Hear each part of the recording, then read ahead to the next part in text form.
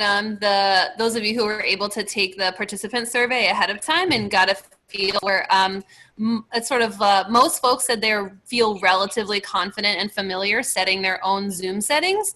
So we don't want to spend too much time on that in particular, and hopefully we'll just spend a lot of time talking to you about things that went well for us, things that didn't, and offer you some resources and ideas for online instruction moving forward. All right. Yeah, so super quick. Zoom has the settings feature, and just a couple of recommendations for that aren't the default that we found useful. So one thing, when people come in, you can muting them upon entry and then unmuting them as you wish is probably a good idea. Tori left the chat off for the duration of most of her mini lesson. I left the chat on at the beginning of the instructional block, and then kind of turned it off, and then Mr. Hopper and I would turn it off and on as we went. You'll want to co-host. You'll want to leave polling on. Screen sharing.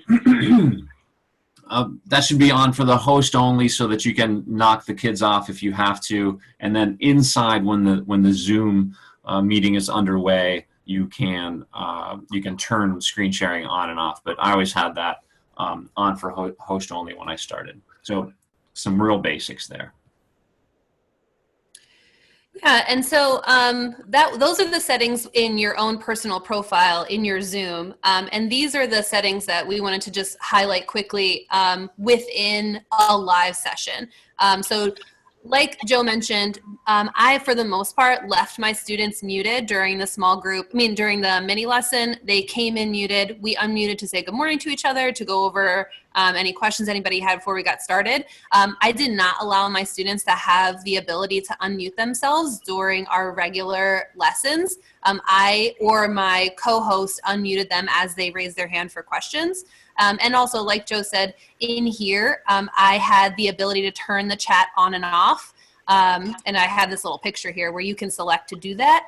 And I left my chat off. I think it's fine, obviously, depending on what, like how you use it for your classroom. Obviously, the dangers of that is we had some issues early in the year with the more informal Zooms with students sort of spamming each other.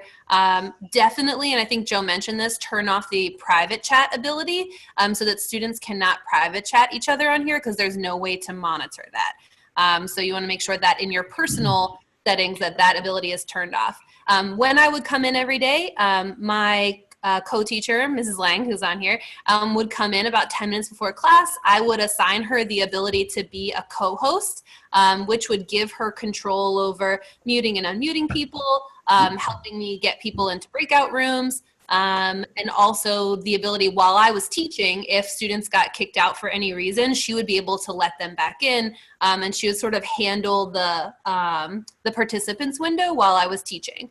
One other thing that we sort of learned through, like just experience, was the ability to rename themselves. We turned that off in our settings. We did not allow students to rename themselves. We took care of that for them, only because we noticed really early on when we did not change that ability that students were using it to communicate even when the chat was off. So they would change their name to this to talk to somebody else. And this is before we had our G chats turned on anyway. So students use that to talk. That's a separate thing we'll talk about a little bit later. But we usually turn that off. And if a student comes in with a different name, we just change it for them. Because sometimes, lots of people are using a given Zoom account. So they might come in with their parents' name. And then we would just go ahead and change that for them. Yeah, and regarding, so just some more along these same lines, I think that the only thing that we didn't cover so far here is students have to turn it is a very good idea for you to insist that students turn their cameras on when they enter. Then, it's up to you, obviously, how you want to do that, and whether or not you want them to leave it on. I can think of lots of reasons why you might want them to leave it on, or why you might want them to have the ability to turn it back off. But in my Zoom sessions at the beginning, I needed to at least see you until I said your name, right? So, and that was essentially I'm taking attendance, and the reason why, what happens if you don't, is if there, we had often in the 10 o'clock session, there'd be like 40 some kids. And if you have 40 some kids and there's two Rylands in there, well, something's not right. and one of the Rylands might start spamming or start doing things that are goofy and not appropriate, right? So you got to make sure that they are who they say they are. And that actually turned out to be a little bit of a problem for us, or for my students in 5C and 5D for probably about 2 weeks. I was doing this sort of investigation of who is it that is constantly going on as the wrong person. So I had to kind of solve it. All right, I think, let's see. Oh, super important stuff. Yeah, so I mean, you guys are all veteran teachers, and for the most part, none of this is going to come as a surprise for you. But we just wanted to really highlight that it is super important when you are first beginning live lessons to set the tone, the same way that you would in a classroom. So in the very beginning, I spent a lot of time teaching routines and procedures and my behavior expectations for online learning, exactly the same way I would in the beginning of a school year. So it was almost like a reset for my students, except that it was a brand new situation. So I taught things like, when you enter the classroom, you immediately turn on your camera. You make sure that your camera is on. I need to be able to see that you brought your appropriate materials to class. When you have a question, you raise your hand, et cetera, et cetera. There all were like some sort of uncomfortable conversations I had to have with students, like, things I never thought I would say, like, we always wear a shirt to class. And I didn't anticipate saying that to students, but like, we had to talk to them like I said in here, we talk privately, like, hey, make sure you put on a shirt, or things like, we don't take class in bed. We make sure we have a hard surface to write on. So again, we talk to families in the very beginning to say like, hey, students are going to need a place to have classes. So they need a table to work at, a desk to work at, whatever makes sense. They're going to sit at the kitchen table. Or if some of them sat on the couch but had a hard surface to lean on, so for their computer, they also need to come with a pencil. They need to come with all of these various materials ready to go. So we told parents that, and we recommend that you state those expectations, that students need a safe and productive learning environment for classes. And then you also reiterate that with students, and then you hold them accountable for making sure they're in those spaces. We found that it was not helpful or productive to allow students to take class in their bed, even though they really wanted to do that. And I kind of get, you're at home, you're comfortable, but we really felt it was important and necessary to set boundaries and to make sure that we spoke to our students about that. And really, students catch on quickly, and they start taking your class really seriously when you like continually follow up with those expectations. When it comes to hand raising, it was not hard to teach them to use that hand raising feature. They love it. One of the drawbacks is if they feel like you're not calling on them quickly, they will do what's called flashing their hand. And I'm sure many of you have seen this. And they will repeatedly click the hand raise in hopes that you will call on them faster. We had to talk several times about how actually this is not helpful. And when you're trying to call on them to unmute them, their name actually disappears, and then you can't call on them because they're flashing it so much. So like we did have to teach and like explain to them like, hey, this is not helpful.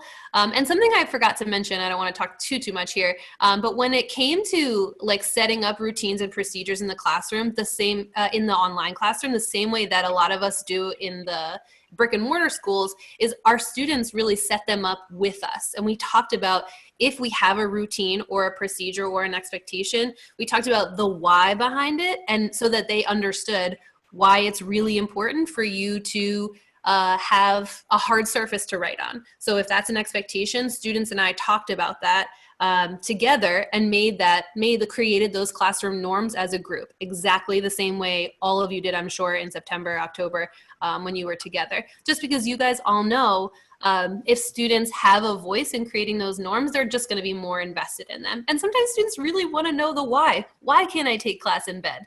Well, it's really hard to write on your problem set when you're pushing on a pillow. It's sort of like logistical things. As far as muting and unmuting and the chat itself, I really, for the most part, did not use the chat. And as far as muting, I allowed my co-teacher to handle the muting and unmuting, especially when I was teaching the mini lesson or when I was working through the guided practice.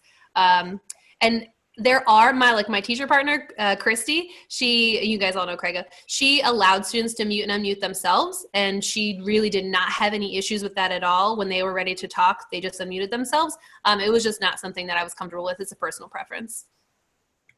Yeah, and I'd say actually this you really led the way on these procedures and kind of this management strategy, Tori.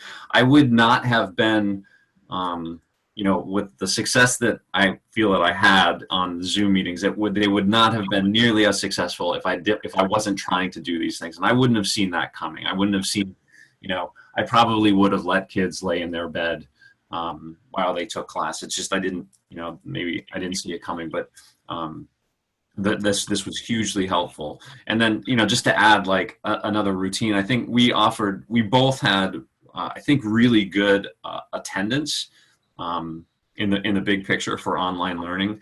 And I think a lot of it just has to do with that consistency, never canceled it, we didn't cancel very many classes, never canceled a class last minute. For me, 10 o'clock every day, kids are expecting to log in and do math. That's just what they did. So I think the consistency around this is pretty important. Tori, do you want me to continue on with my? No, I guess we should just go back. Yeah, stick to the plan. Yeah. All right. So we kind of have two different. This is maybe the crux of our talk here. We have kind of two different experiences to go through. Tori will talk about her kind of experience, and particularly with Edulastic, and then I'll do Schoology.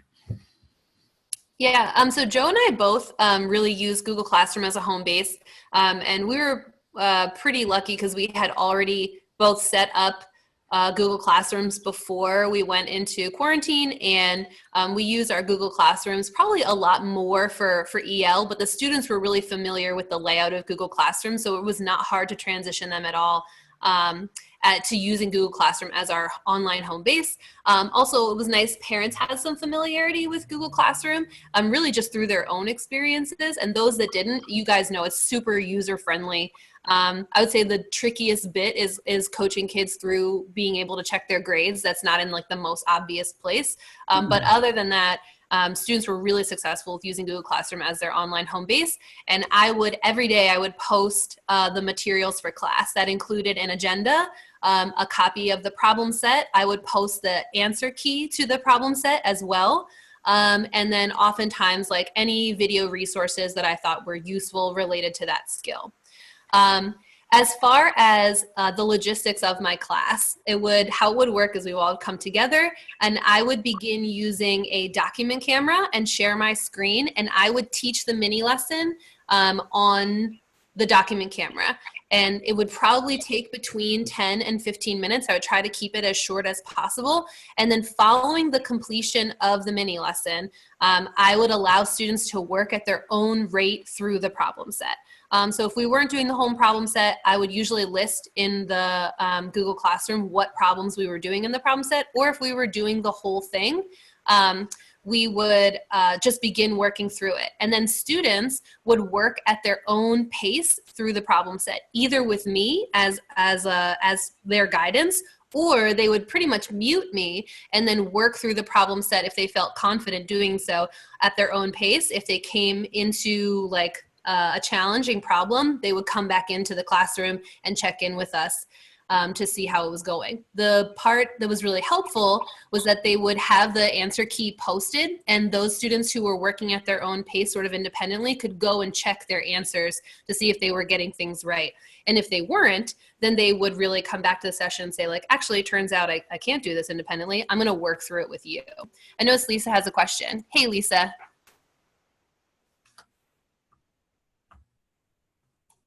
Uh-oh, she doesn't seem to be responding to my unmute request. Uh-oh. Sorry. Hey, Lisa. My mute's on.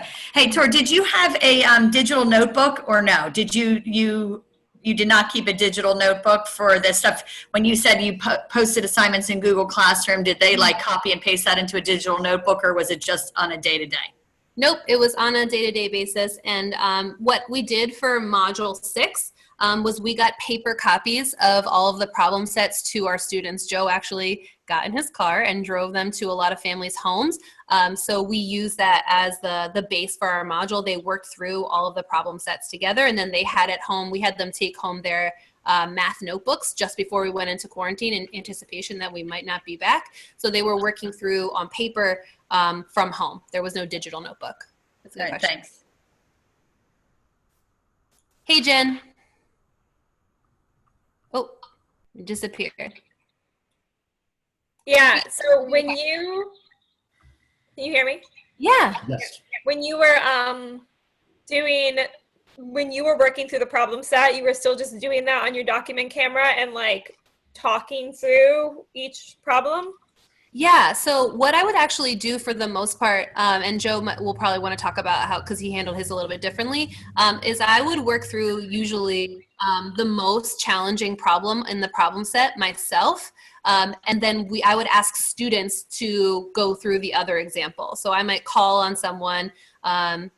Sometimes I would take volunteers. Sometimes it was just a cold call to make sure that students were engaged with what was going on. And they would work through the problem and I would do the work on the document camera. Okay. And I would try to engage as many students as possible during that time, just so they would feel connected, which is really similar to what I did in my actual classroom. So it was like really natural for them to transition that way. And how many, like, did like half of the kids you think did independently and half of them hung on with you? Or was it kind of similar to your small group that you kind of worked with during your problem set time? You know, it was actually really fluid. It really depended on the content, especially when we started doing coordinate plane work. When we were doing Module 6 in the coordinate plane, a lot more kids felt confident in that work and would work through that problem set independently. The previous module, when we were doing volume of 3D objects, I had a lot more kids stay with me. I would say like 3/4 of the class stayed with me and worked through the problem set using guided practice than independent.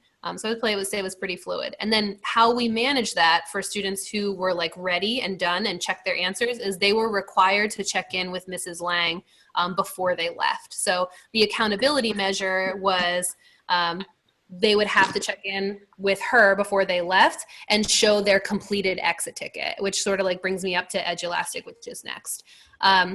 And so I had an exit ticket every day on a platform called Edulastic. I'm not sure if you guys are familiar with using Edulastic or not, so I'm just going to show you a couple of quick slides. This is a picture of the library feature of Edulastic, and so you can get questions for assessment. It's mainly an assessment tool, and I'll talk to you in a minute here about how I also used it for problem sets, but it's mainly meant to be an assessment tool, and they have all of the end of module and mid-module assessments. They have all of the topic quizzes available, and then they have item banks full of questions that can be used as exit tickets. And they're almost identical, obviously with a couple of tweaks here and there, to what you will see in the paper exit kits and the paper assessments that come with Eureka Math. If you go to the next slide, Joe. So this is an example of an exit ticket that I assigned to my students during Module 6. So they had to definitely get familiar with using these online tools. And this was also like sort of a learning process for me. So I would assign these exit tickets and then I would realize like, oh, actually we didn't learn how to use all of these various tools that are here in the problem set, because we did our problem set on paper. And then sometimes I would get a skewed view of whether or not a kid mastered content. Maybe they really did understand the content, but they didn't know how to use these digital tools. So I started doing a lot of the problem sets on Edulastic itself. So you can use Edulastic to build a problem set on your own and assign it to students and just not grade it. And then, so from there, instead of using my document camera, I would share my screen. Sorry, it's like a lot of talking for me. I would share my screen with students and work through these exact questions that they were completing on their own. And that gave them a lot more experience using the digital tools, like the drawing tool and the protractor and the ruler that's here. And they honestly, they got really good at it really fast. So that wasn't, as they do with like all technology. So that wasn't necessary for long periods of time, but I definitely had to scaffold that and make sure they had enough experience practicing the problem set before they went to their exit ticket. And if Joe, you could hop to the next slide. So this is an example of how I gave feedback during the exit tickets. So there's a couple of ways that you can collect answers. There's short answers, there's numeric answers. Obviously, some of them can be graded by Edulastic automatically, and some of them have to be graded by you. And there's a little scoring box over here on the right, and then there's a little box for feedback. So students will see the score and the feedback that you give. And then if you feel like a student needs to retake this exit ticket at any time, you can reassign this exit ticket to them. They will see their old answer, their score, and the feedback that you gave them. So if you're gonna meet with a student in small group, what's really nice is once you feel like you reteach that material to them, they also have access to all of their old work so that they can revise their answers. And what I felt like having Edulastic, a problem that solved for me that I had in the classroom was the ability to have multiple and varied assessments. Because if you think about, and I'm sure you guys had this problem, so you have students who fail an assessment, an exit ticket, or a test or whatever, and then you reteach them the material in small group, and you reteach them material again in small group, and then when are you going to reassess them? Like, when does that fit in? Because your class is moving along. It's moving on the whole time. And so you have to bring them in at lunch or see them in the morning. And it was really complicated to be able to reassess them. That problem didn't exist during distance learning because they could take their exit ticket as many times as they wanted at their leisure. So some of them would want to do it immediately after you met with them for small group, or some would want to wait a couple of days and go back and do it. But it was really, really nice for me oh, sorry, Jen, I just saw your question. I do want to come back to that. It was really, really nice for me to be able to assess multiple times on a given standard or given exit ticket, which brings me to my last slide, I think, before I go on to Joe. Which is all of the assessment data that you can get from Edulastic. So this is an example of student scores on one single exit ticket, which is helpful because you can look at your, like, do I need to reteach this? Okay. And then you can click on those 5A and 5B eventually and see who it is that you need to reteach this to. And then if you go to the next slide, Joe, you can also run reports on a single student and take a look at their mastery on individual standards. So these are the main standards that I taught during distance learning, and this is one student's mastery profile. And I can see from here how many times I assessed that standard and then what that student's mastery looked like on that standard, which is something that Joe and I had to do ourselves during the school year, and it's all done for you on Edulastic, which I found really, really helpful. It was great for when we did our me time lessons. It was really, really useful for collaborating with special ed teachers because we could take a look at who need to do what. And it was also really useful for me when I was trying to plan data-driven instruction between now and the end of the school year. What did I have to recover? What did I need to meet with in small group? What do I feel like my students mastered? What kind of things did I only assess one time? So that's really not a valid picture of what my students know and don't know. This was something that, again, I really struggled with during the school year because I had to do all of this data tracking myself. So it was really, really nice for me to be able to use a program to track that data for me. Jen, I'm not super familiar with GoFormative, but after Joe starts talking, I'm going to look it up. And there's a couple other really, really great Eureka Eureka resources that are about to come out. If you guys follow the Great Minds website at all or read their emails they send out, they're doing a ton of work that I want to share with you at the end of the session if we have time. All right, sorry, Joe, that was a ton of me talking. You're on. No, that's great. So yeah, just to give you a sense of my experience and how it was different, I used Schoology rather than Edulastic for many of the same, similar similar capabilities and similar things. So I said that I use Google Classroom, sort of. We committed to using Google Classroom on the digital learning plans, and so I felt that I needed to continue to keep students informed using Google Classroom.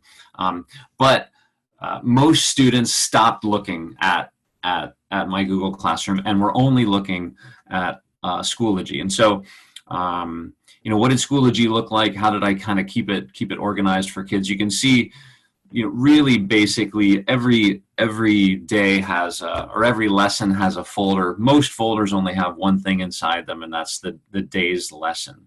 There are the day's activity, and those are sitting there as Schoology quizzes, but they aren't. I mean, some of them are quizzes, but they're really just activities. And then, as we would go through the weeks of instruction, I would just make everything that we finished green, and I would leave things that were, the work that you needed to complete today would be red. So you can see on this day, it's the week of June 8th, and it's a Friday, and so they're on me time. The student can follow the red folders to figure out where they need to go. So I think it's fair to say that that the majority of Tori's instruction was synchronous, right? It was mostly live, and I just wanted to show you a little bit about, or maybe show you some ideas that I had when I was kind of experimenting with doing some asynchronous stuff. And I always had the 10 o'clock class, I always had the 2 o'clock class, and students started to mostly only attend the 10 o'clock. And then I started to say, hey, just only come to the 10 o'clock. If you only come to 2 o'clock if you have questions, and I'll work with you one-on-one. And then sometimes that would stretch to, you have come to the 10 o'clock, and if you have questions, come between 1 and 3. And Mr. Hopper and I would be available between 1 and 3. That was kind of the way that it played out. But let me show you just what one of these lessons looks like that's largely asynchronous. Can you still see this, Tori? I think you can. Yeah. Right. So this looks a lot like it's set up a lot like a regular Eureka lesson. I've got a couple of fluency activities, and those will grade themselves, right? So I set those up so they would grade themselves. The student works their way through that. In these, I tried to do a 1-minute fluency activity the same way that what are those called? Sprints. That didn't really work out super well. It kind of stressed people out, and then so I only did that once or twice. And then we were studying parallelograms, and there's all kinds of asking students to do all kinds of neat things with parallelograms, with construction paper and cutting. And so I just made a bunch of movies. And so this is sort of the way this kind of asynchronous instruction is the way that a lot of my classes looked from probably mid-April to the beginning of May. And so I've got, let's see, what's that? 3 videos. I've got 3 videos in this class, and each of them is a YouTube link. Go to the YouTube link. And this one is, okay, let's look at drawing a parallelogram. Yesterday we drew trapezoids. Today we are drawing. And you get it, right? So I'm just doing parallelogram is a quadrilateral. We would just close the figures. On and on, right? Mini lesson lines that would not need to be parallel. So essentially that's the mini lesson, 9 minutes of mini lesson. Then there's some more. So I need you to get your scissors and start cutting out the parallelogram that we made. This time we are going to cut out this parallelogram. Get started here. Okay, so. Right. You get it, et cetera, et cetera. It's kind of, we're going through and working on the parallelogram. And then there's measuring them. So I've got another video. And the idea is students can do this anytime. They don't have to sit there and watch me kind of cut it out. If they weren't able to attend the 10 o'clock, if they missed something, whatever. I mean, you get all the reasons for asynchronous instruction. And then do something on your own. And at this point I had moved, at this point in my kind of experimenting, I had moved to only really grading of the fluency and the exit ticket. At some points I was doing problem sets kind of inside Schoology as well. I could grade the problem sets. All of the assignments could be submitted 3 times. Most of the assignments could be submitted 3 times. And so in a way, the exit ticket wasn't really an exit ticket. It was more like just another practice question, but it felt a little bit more like an exit ticket. And then I could provide feedback on it on submission number 1. And then they would try it again, try submission number 2. So what did some of those submissions look like? Let's see, I think I put that on. Let's see. Yeah, okay. Let me go back to the presentation here.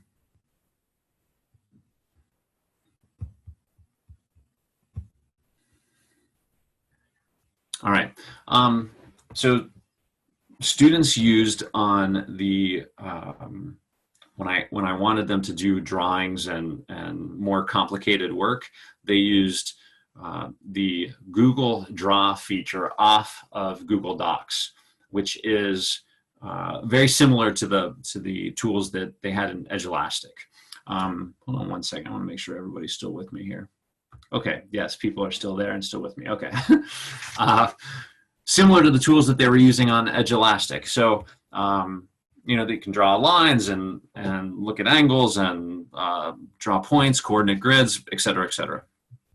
So this down at the bottom, so this student, I said, I kind of just assigned them grades. Like, I obviously didn't make a rubric for every one of these. So I assigned this one a C, for example, and you can see my comment is down there in blue. You're on the right track, but those angles can't be correct. Also, what about the diagonals, right? So and then the student would resubmit it and try it again and usually do much better. And this is just an example of someone who submitted and I had a whole bunch of feedback like, oh, you're missing all of this stuff.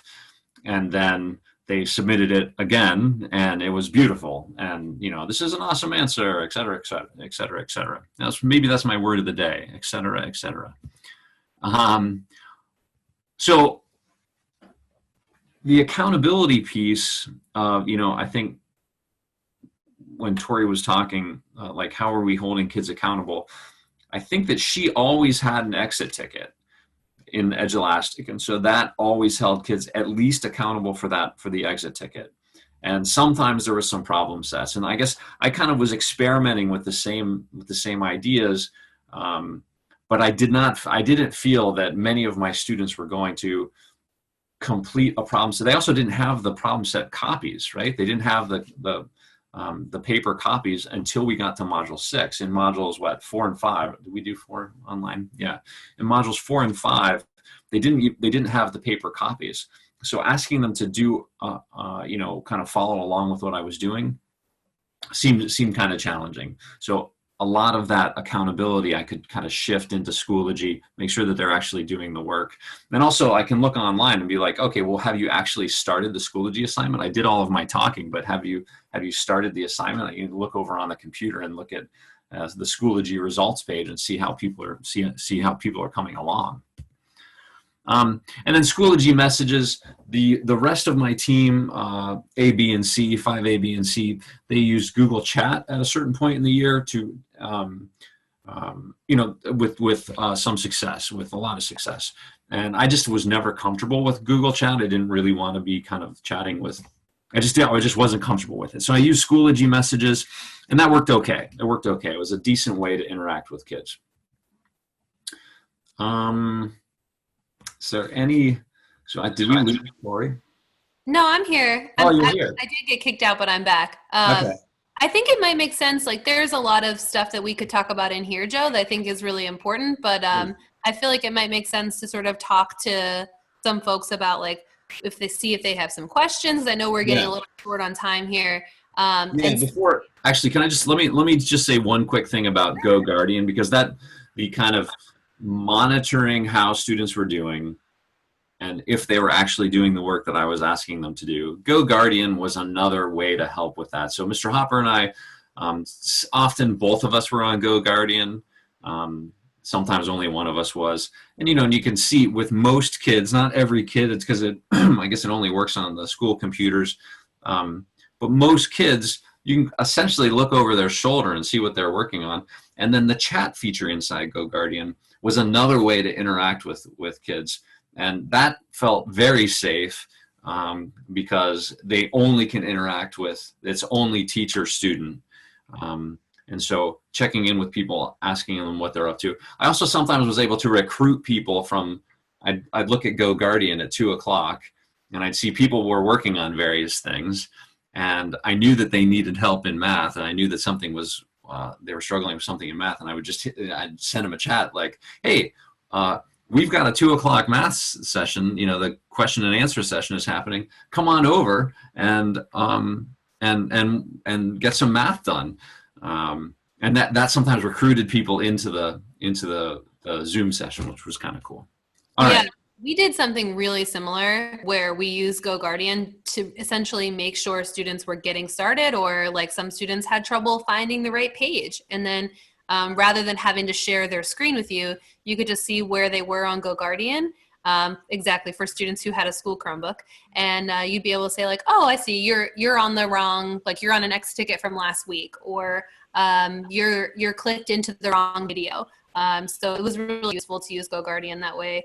And with the document camera, I just wanted to add, like during the mini lesson and guided practice, I did have to teach my students to create a split screen when we were doing problem sets online, because if you don't, then they won't be able to watch you in the Zoom window and then also complete their own problem set on the other half of the screen.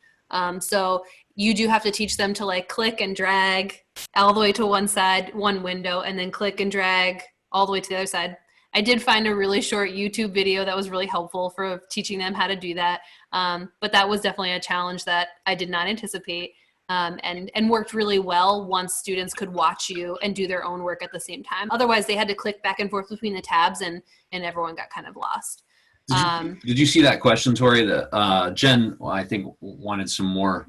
Jen, were you talking about the kind of click and drag, or the reason that that students needed to see both screens, or screen? What did you? Yeah, I don't really understand what you mean about the split screen. I think I'm just like not understanding. Yeah. Situation? So what I would do is, if I was teaching on Zoom and I had shared my screen using the document camera, then they would only be able to see the work that I was doing, the guided lesson that I was doing on the problem set, and they would not be able to complete their own problem set when it was online. That wasn't a problem. Oh, because they were using the online Scholastic problem. Yeah. Okay. So it wasn't a problem when they were on paper, but when the problem sets were online, it like posed a really difficult challenge for them to follow along. And then what was happening is I would do a problem, and then they would be like, wait, which number are you on? I have to go to the right page. And it was like a mess. So the split screen really solved that problem. But when we were on paper, it wasn't an issue. But when you share your screen on Zoom, I haven't found a way that I can still see the kids. Is that something that you figured out? Yeah, no, it's not. Joe has a great workaround for that. He uses 2 computers. And so he has, which is why he's in here twice. For me, it was really Stephanie that did the monitoring of students, and she was really, if you like have a really active co-teacher, she was really, really good at saying like, just like popping into my lesson, being like, hey, so-and-so, I noticed that you left for 7 minutes. What's up? Can I help you get back where we are? Or it doesn't really look like you're following along, Jen. Can you make sure we're on number 7? So she did the majority of monitoring students while I was on the document camera, because I didn't have 2 computers. But Joe, that worked really well for you, right? Having 2 computers? Yeah, that was great. And then I would just log in as myself twice, and I mean you saw me doing that a lot today, right? Is that I'm sort of running the slideshow and paying attention to what you guys are up to, and I can also I would look at Go Guardian often on my second computer, so see what the kids are up to here. Look at Go Guardian on the other computer. Yeah, and I know Bridget asked if we could demonstrate on a screen share. Bridget, did you want to see how Sorry, did you want to see Oh, how no, we I like did it. use the doc? It was fine. I got it. Oh, okay, awesome, thanks. Work, do it. That makes Okay. sense. Thanks for that suggestion, though. That would have made it clear if I had just done that. But I think we, for the most part, went over everything we wanted to go over. There was just, Joe, I don't know if you can screen share for one more quick second. I wanted to go over 2 quick things before we ended.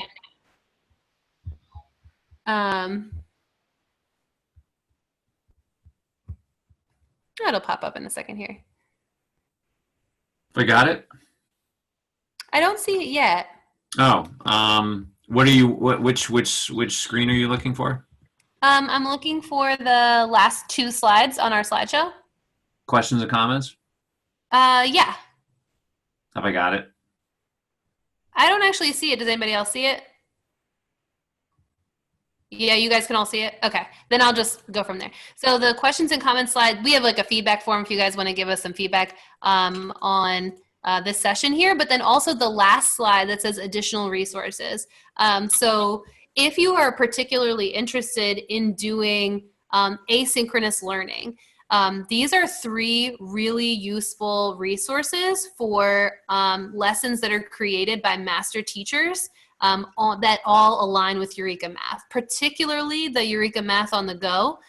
So just to explain sort of quickly what that is great minds sort of try to, as quickly as they could, rise to the challenge of distance learning, and had a lot of their curriculum writers and master teachers go and create videos for all of the lessons for the last 2 modules for every grade level. And they will be all summer working on creating all of those lessons for the rest of the modules.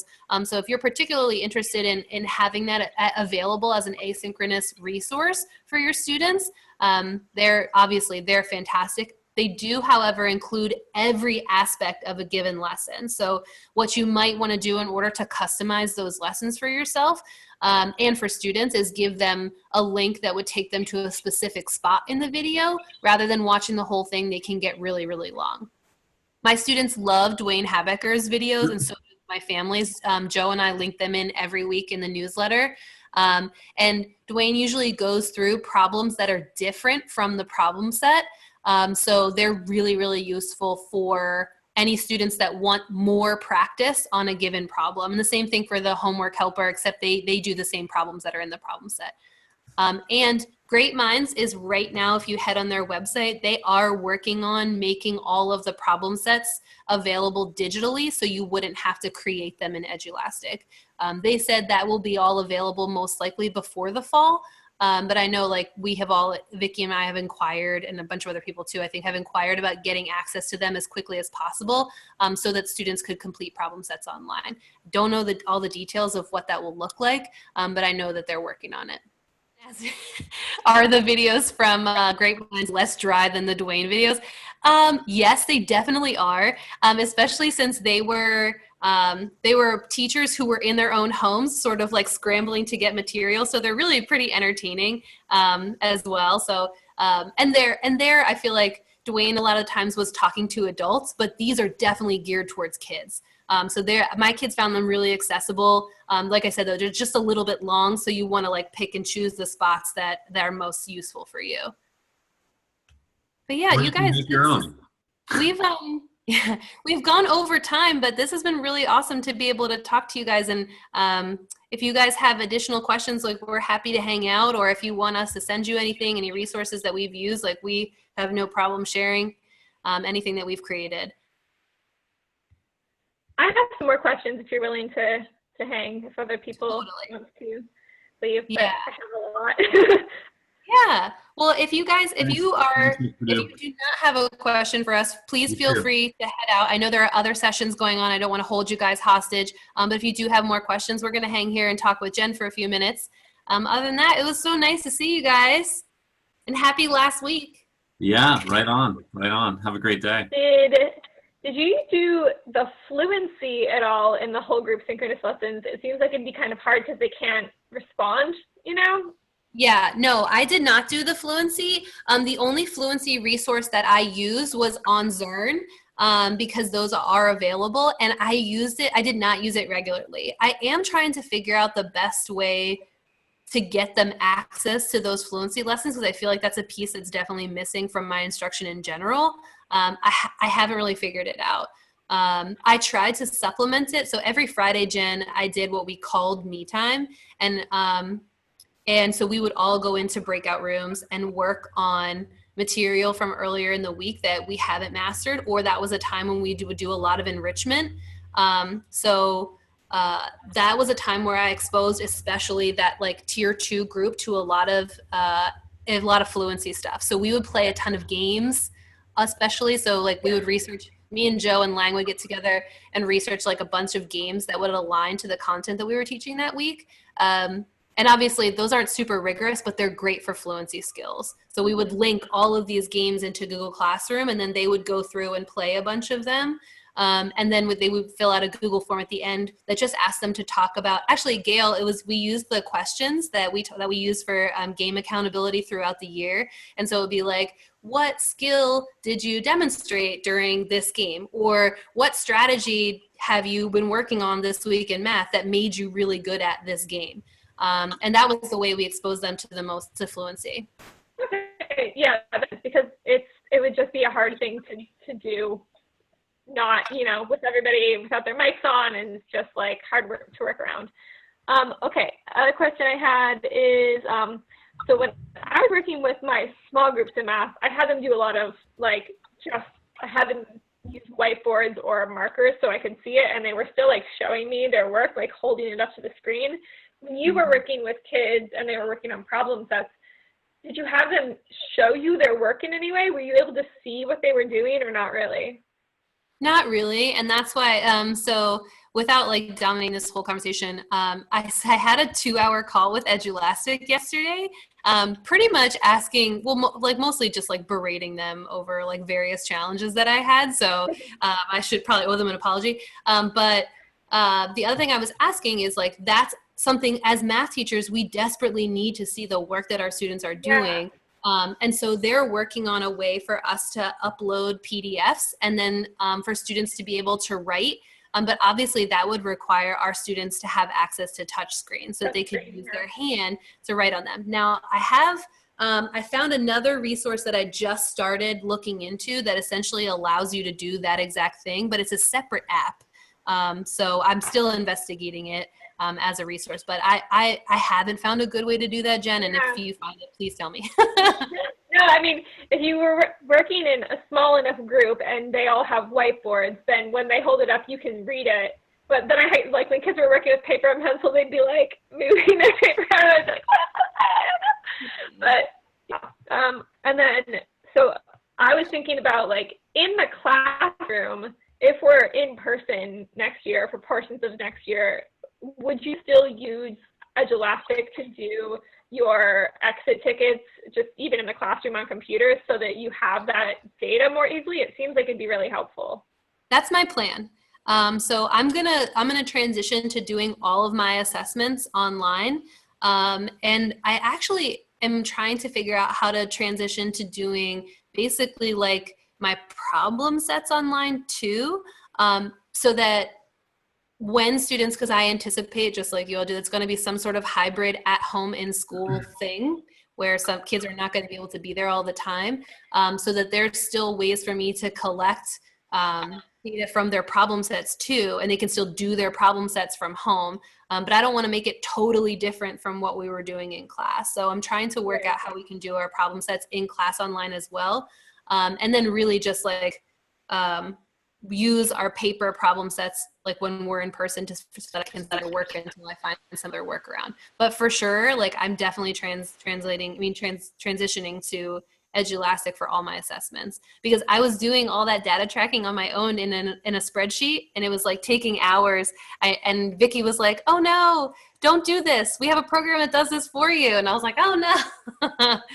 But it is really nice, Jen, and like everything's aligned. The main unit that we were working on from home was fractions, and we ended up doing everything on paper and just having them take pictures, because I looked into some of these things like Go Formative and assessments, and they would have had to like really learn these drawing tools to be able to like draw all these rectangles and, you know, shade them and stuff. And it seemed like it was going to be super frustrating for them on top of everything else. But did you find that those drawing tools, once they learned them, were they like still clunky and hard for them, or was it not that hard? It really depended on the like the unit we were on. Yeah. So I would say we were doing the volume of rectangular prisms unit, and there was some skills where they needed to divide up the rectangular prisms into like equal parts, and that was really tough for them to do on Edulastic, but they had no problem doing it on paper. But then when we transitioned to the coordinate plane, they mastered those tools so fast. Like that they were, and even honestly, they were teaching me stuff about it. A kid was like, oh, you don't have to like mess around with the line to try to make it parallel. You can just duplicate the line using the copy and paste tool. And I was like, I do that. I was going to say that in a minute. But really they were showing, they had like all these like little strategies they figured out themselves. Yeah. But I know like Gail was also helping us trying to find online tools out there and manipulatives that would substitute for a lot of the concrete tools we were using in small group and in tier 2 and tier 3 instruction. And I did not find like a good resource for that. That's really been a challenge for me.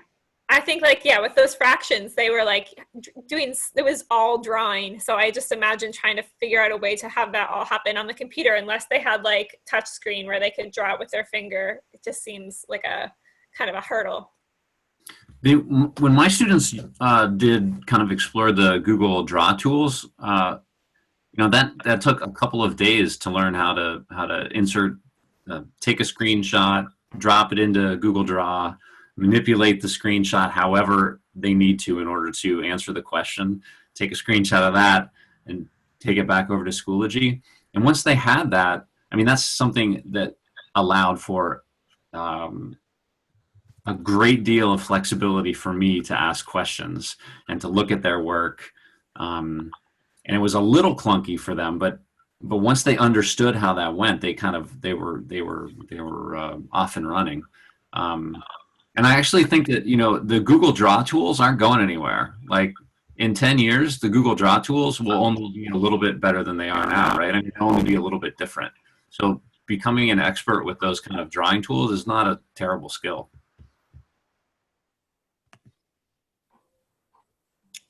Jen, I don't know. I only used it maybe once. Did you try using, there's an app for fraction drawing. It's probably too late to tell you about this now, but it's called like, it's an app through the Math Learning Center. I'll send you the link for it.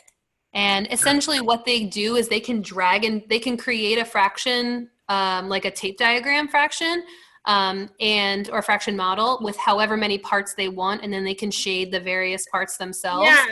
In Zern, Zern is great though, because like all of those lessons, all the online manipulatives are really easy for them to use. So like in Zern, it's like you create a fraction and it makes a rectangle, and then you like click a little plus sign and it subdivides it into that many equal parts, and then you like click another plus sign and it shades in that many. So that's great. This is really similar in case they needed to do that, like, I don't know, in another platform, but I'll send it to you anyway.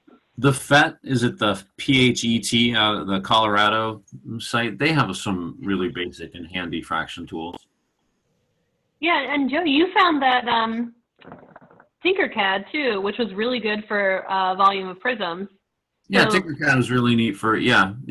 And again, I mean, that's another, so for me, it was handy to have that flexibility to kind of, go over to Tinkercad, use the volume tools and drop that back over into Schoology. Now I can grade that, I hate having so many different things though. Like I just wish it was all in one platform that worked. And So my opinion on that matter is that there won't ever be one platform that makes us all happy, right? It's always going to be, what do you call that? The app hacking. Right? If anything comes up, like I'm totally, and Joe is too, like I'm sure I don't mind speaking for him. I'm willing to sort of like troubleshoot through your ideas, and as you find stuff that you want to try out, let us know. One thing that I'm looking into right now, and I emailed Vicki about it to see if we could get some access, and I got a trial access, is Boom cards.